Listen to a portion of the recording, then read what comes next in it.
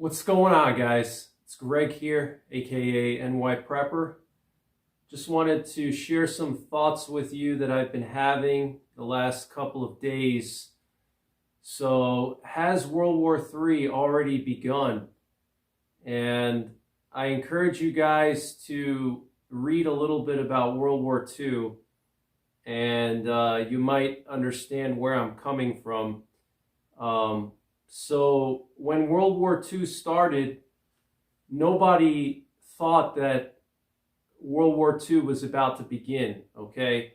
There were some events that took place before the actual war started. And at the time, people didn't realize that those events were basically like a slippery slope towards World War, okay? So I feel there's a lot of parallels between what's happening now in Ukraine and what happened with Hitler before World War II started, okay? And not just what's happening in Ukraine now, but also with the Putin government, what they've been doing for the last 10 years is very similar to what Hitler did before World War II started. Okay, so if we go back to 2008, when Russia invaded the country of Georgia in the South Caucasus, they basically invaded because they said there were Russian people there, and they wanted to protect the Russians, and so they basically invaded a part of the country and seized control of the Russian-speaking areas. And so now, fast forward to Ukraine, they're using the same excuse again. Putin and his henchmen, they're using the same excuse again to invade Ukraine. They're saying that, Ukraine was killing Russians in the Donbass for 8 years. They're saying that, NATO is threatening the safety of Russians and the Russian country. And it's very much the same as what Hitler was doing and was what he was saying before World War II started. So, for example, in 1938, we had the Munich Agreement, and that was with Britain, France, Germany, Italy, and Czechoslovakia, okay? And so basically the agreement was that Czechoslovakia was going to give away part of their territory to Hitler to avoid a war, okay? Because Hitler was saying that there were Germans in parts of Czechoslovakia that were bordering Germany, and he said that basically he was going to invade Czechoslovakia and take those areas back into Germany to protect Germans. And that part of Czechoslovakia is known as the Sudetenland. Okay, it's the western part of modern-day Czechia. And it's a mountainous region, and it was a very important part of Czechoslovakia's security because it formed a natural barrier between Germany and Czechoslovakia and any kind of threats from the western direction, because they had a solid mountain range, the Sudety, which are the mountains in western Czech Republic or Czechia and southwestern Poland and eastern Germany. And so it was a very smart plan by Hitler to try to basically force Czechoslovakia to give away their most strategic territory to Hitler. Okay, so once Hitler had control of that mountain range, it was basically just an invitation to go into the rest of Czechoslovakia because there was nothing to act as a natural barrier anymore. And so basically all of Western Europe was just so happy that, they signed this agreement with Hitler, that, they were able to avoid a war by signing the Munich Agreement, and Hitler promised to back down. And it's kind of the same thing with the Minsk agreements, with the Donbass, where Putin, Ukraine, and Belarus, and I think there were some Western European countries there, they signed an agreement about the Donbass to keep the peace, it's almost the exact same thing, Putin was claiming that parts of Ukraine were Russian, and there were Russians there, and, basically he was threatening to invade, and the West said, no, you don't have to do that, let's sign an agreement. So they signed some kind of agreement, the Minsk Accords or Minsk Agreements, and sure enough, Putin invaded, just like how Hitler invaded Poland and Czechoslovakia after the Munich Agreement, okay? Everybody in the West thought that the Munich Agreement was going to stop Hitler, that he was going to be happy once he got the Sudetenland. But sure enough, it wasn't enough for Hitler. And he invaded Poland, he invaded Czechoslovakia, and then, he went on from there to basically conquer all of Europe, much of the populated parts of Russia, all of Scandinavia, and even North Africa, and he threatened even the United States. He was sending U-boats to the United States, and it got so bad that, we had to build coastal defenses and lookout towers that are actually still there today. If you drive through Delaware, along the shoreline in Delaware and parts of Maryland, you'll see these they look like castle towers, and they're spaced out like every mile or so along the beach. And those towers were lookout towers, and they had areas to put machine guns in, and they were worried basically that Hitler was going to try to make a move on Washington, D.C., and he was going to try to come up through the Chesapeake Bay or even the Delaware Bay. So they placed all these towers. It's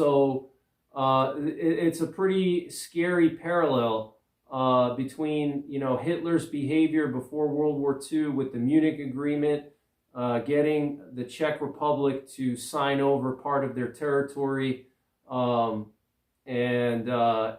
It's very similar to Putin with the invasion of Georgia, taking South Ossetia, and the Minsk agreements for the Donbass, and this whole war, it's very reminiscent of World War II. And like I said, the world didn't know, in 1938 or even 1939, after Hitler invaded Poland, the world didn't think that Hitler was going to go much further. They thought, okay, maybe he'll take Poland, maybe he'll take Czechoslovakia, but I don't think he's going to be crazy enough to go after France or go after Britain or go after Moscow. Okay, I mean, and it's just the same way now. People think, he's just going to take Eastern Ukraine. He's not going to take all of Ukraine. He's not going to go after the capital. Sure enough, he did that. Okay, Putin tried to go for the capital. He's been, sending the worst of Russian society into Ukraine to rape and pillage, literally. Just absolute horrific scenes from Ukraine. People getting raped. Towns getting burned to the ground. Civilians getting shot, in the back by Russian troops.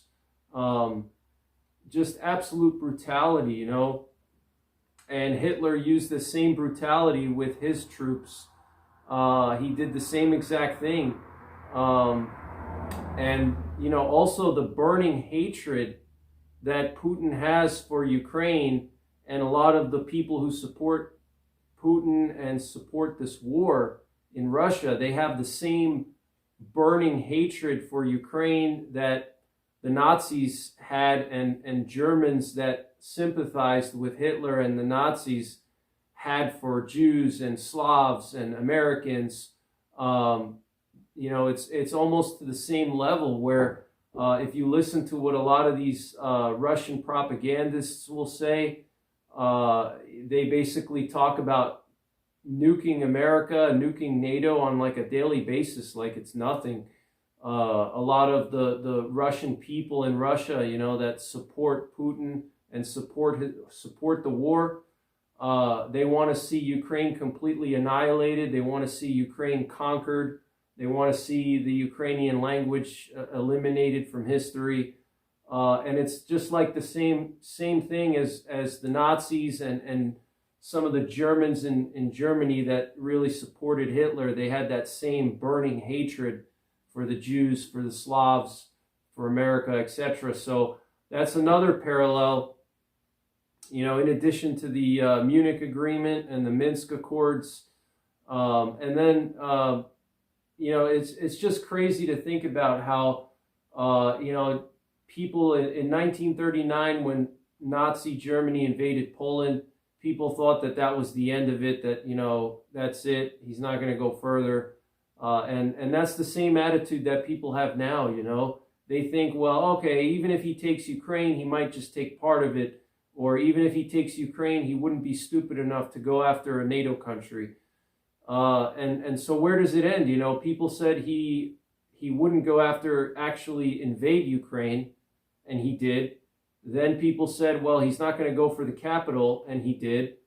And now people are saying he's not going to use nukes, and he might. And they're saying that he might not attack Poland or a NATO country, but he might do that. So we could be in the beginning stages of World War III, and we just don't realize it yet. Just like people in Europe, particularly Western Europeans, the French, the British, they didn't think that Hitler would be crazy enough to go after France and Britain. They thought that they could appease him, much like a lot of Western leaders thought they could appease Putin. And it just hasn't worked. That same strategy of appeasement just hasn't worked. And it's just so similar. The similarities are just scary. And how people now, they don't realize the scale of the war, just like in the beginning of World War II, America was airlifting supplies into Poland when Poland got invaded and Warsaw was surrounded by the Nazis. The Polish people held out for a long time in Warsaw. They were trying to stop the Nazis from taking over Warsaw. And America and Western allies were airlifting supplies into Warsaw. They were literally dropping ammunition and weapons and grenades and artillery mortars. They were literally airdropping pallets into the center of Warsaw while Warsaw was surrounded by Nazi troops.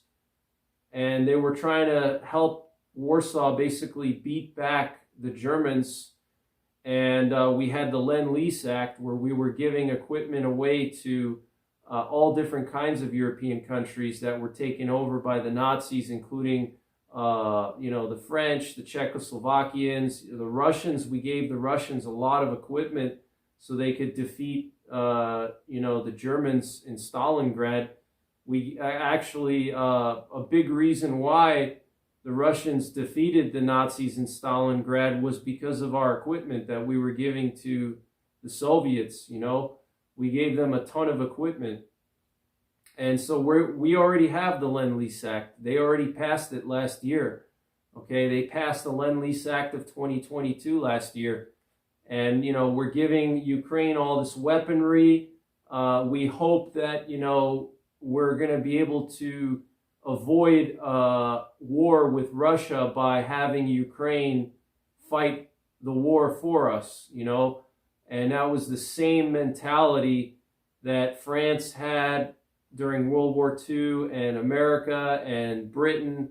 We thought that if we could help the weaker members of Europe and give them weapons that, they would somehow be able to beat the Nazis, and then the Nazis would be destroyed and we wouldn't have to worry about it anymore, especially for America. I mean, we did not want to get involved in this war in Europe, against the Nazis. And the mistake that we made during World War II, which could have prevented millions and millions and millions of lives from being lost, is that we didn't get involved soon enough. We had an isolation policy where we waited until the very last minute when it was almost too late to finally step in and get rid of Hitler, And if you just think about, what if America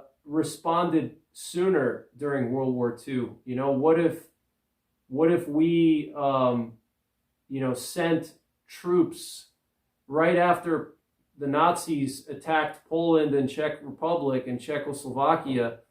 What if America sent a massive force to try to decapitate the Nazis then, while they were still, gaining steam and they weren't this big war machine yet, Why didn't we just do that, And it's kind of the same mentality now, where we're afraid to get involved in Ukraine because we're afraid it's going to escalate. We don't want to get bogged down in a war. We don't want to, lose troops. We don't want to have our economies affected by it.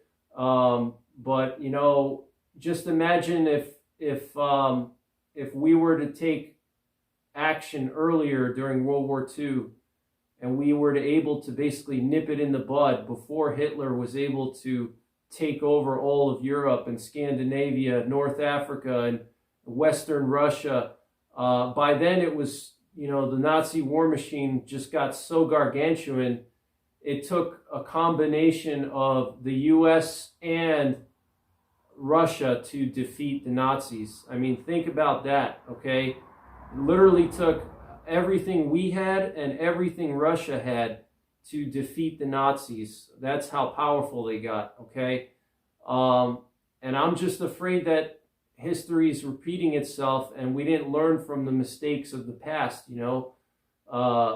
not wanting to nip things in the bud and waiting until the last minute. We're kind of doing that now, like with these weapons. We're giving Ukraine all these weapons, but it's already a year after this war started, and half of Ukraine is destroyed.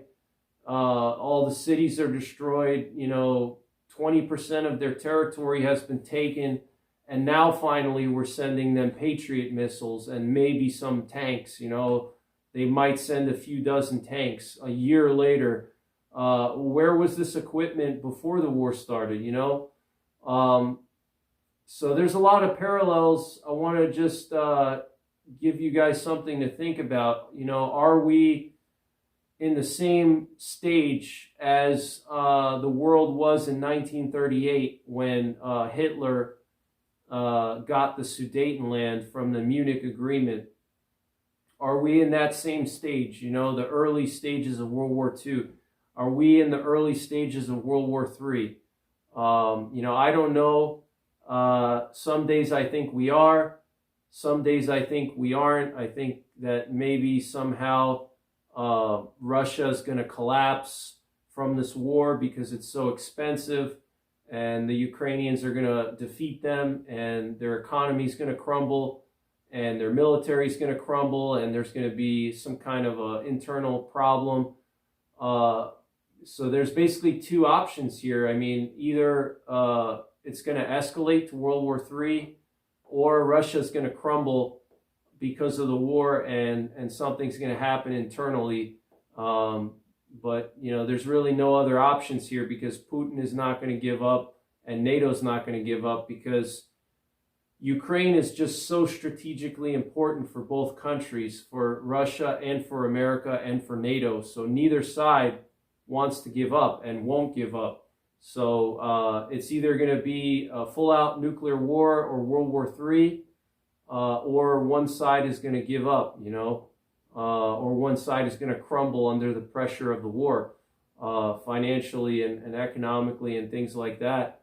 So just wanted to give you guys something to think about. You know, are we in the beginning stages of World War III? There's a lot of parallels. It really has been weighing on me since this war started, you know, especially being a prepper. You know, it's a really heavy subject, and you definitely have to take breaks from it periodically, which is tough for me because I know a lot of you guys rely on me for information, but it's important to disconnect periodically. But, you know, we could be in the beginning stages of World War III, okay? And we might not know it yet, just like the world and the Europeans didn't know that they were in the beginning stages of World War II when they signed the Munich Agreement with Hitler. They thought that they avoided war. They thought that Hitler was going to be satisfied, and he wasn't. You know, he went after Poland, then he went after France, he went after Britain, and so on and so forth. You know, it's a very serious situation, and wanted to just give you guys something to think about. But just make sure you're prepared, you know, prepare as best as you can because it's possible this could escalate to nuclear war. So check out my How to Survive Nuclear War series. Check out my nuclear war survival videos. Make sure you have a nuclear war survival plan. Make sure you have a fallout shelter. I'm going to be doing some videos on that very soon. But that's pretty much it for this one, guys. Take care. God bless. And don't forget the 3 Ps. Prepare, practice, and persevere.